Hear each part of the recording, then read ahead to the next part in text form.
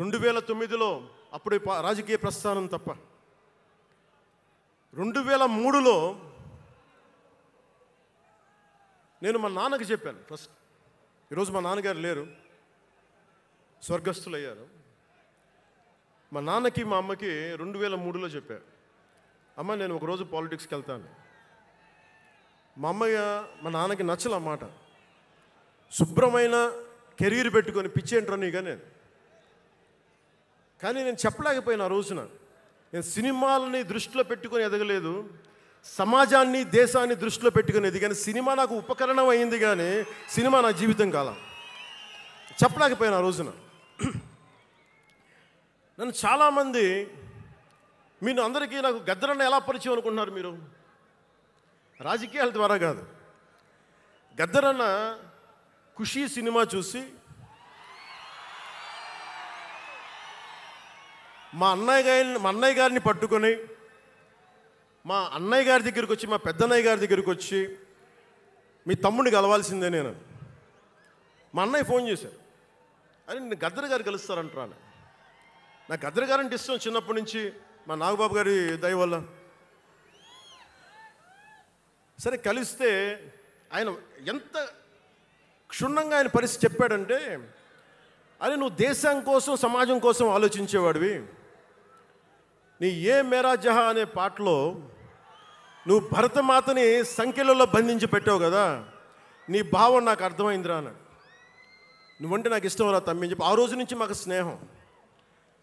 అది నాకు అన్నా తమ్ముడ బంధం అయిందని ఆయన చనిపోయేలోపు. అలాగే 2006లో నేను విపరీతంగా ఒక పిహెచ్డి కోసం ఒక స్కాలర్ ఎలా చదువుతాడో పుస్తకాల మధ్యలో సినిమాలు చేశాను. అందుకే నా సినిమాలు మీకు నచ్చి ఉండకపోవచ్చు ఆ రోజున. కానీ నా జ్వలనాన్ని ఎక్కడో ఢిల్లీలో కూర్చొని ఒక్కళ్ళు, ఢిల్లీ యూనివర్సిటీలో పనిచేసే ఒక ప్రొఫెసర్, ప్రకాశం జిల్లాకు చెందిన వ్యక్తి, నాకు తెలియదు ఆయన ప్రకాశం జిల్లా వ్యక్తి. నా రోజున ఆయన వచ్చి మిమ్మల్ని కలవాలని చెప్పి ఒక నెల రోజులు నా వెంట పడితే ఆయన కలిశారు. ఆయన వచ్చి నన్ను ఒకే ఒక మాట అడిగారు 2006లో, మీరు రాజకీయాల్లోకి వస్తారా?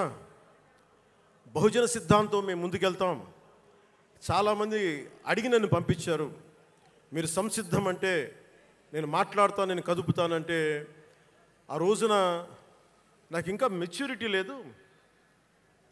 ఒక కుటుంబాన్ని నడపడానికే చాలా శ్రమ పడాలి.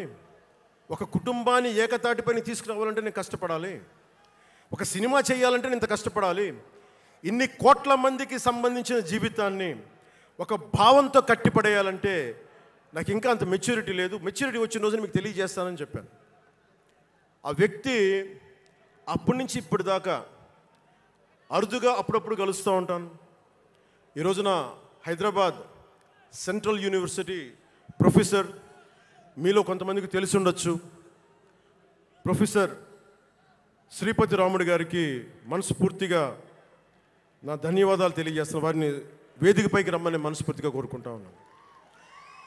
ఎందుకంటే మీరు ఓజీ అని అరుస్తూ ఉంటే, నన్ను సినిమాల కంటే కూడా సినిమాల్లో ప్రజలకి పనిచేసే మనిషిని చూశారు ఇలాంటి మేధావులందరూ, పోరాట యోధులందరూ. సో నాకు ఎప్పుడు కూడా ఆయన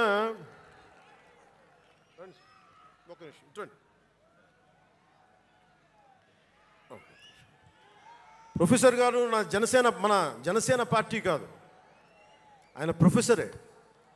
బహుజన సిద్ధాంతాల కోసం, అంబేద్కర్ ఆశయాల కోసం, అణగారిన వర్గాల కోసం నిలబడ్డ వ్యక్తి. ఆయన చాలామంది విద్యార్థుల్ని పిహెచ్డీలకి సిద్ధం చేసే వ్యక్తి. మన దగ్గరున్న బేతపూడి విజయ్ కుమార్ గారు కూడా ఆయన శిష్యుడే.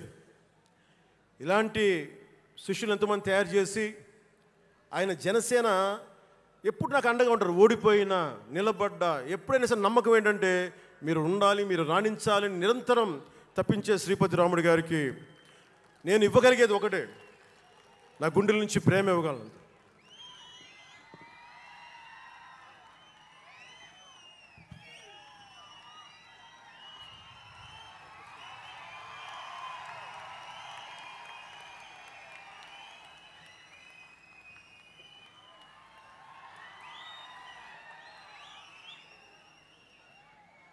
అంటే కృతజ్ఞత అనేది ఎంత అవసరం, గుర్తింపు ఎంత అవసరం అంటే మనం ఏదో అయినప్పుడు కాదు, ఏవి అవ్వనప్పుడు మనం వెంట నిలబడాల్సింది. నేను థ్యాంకింగ్ నోట్స్ చెప్దాం అనుకున్నా. ఎవరికి చెప్పాలి?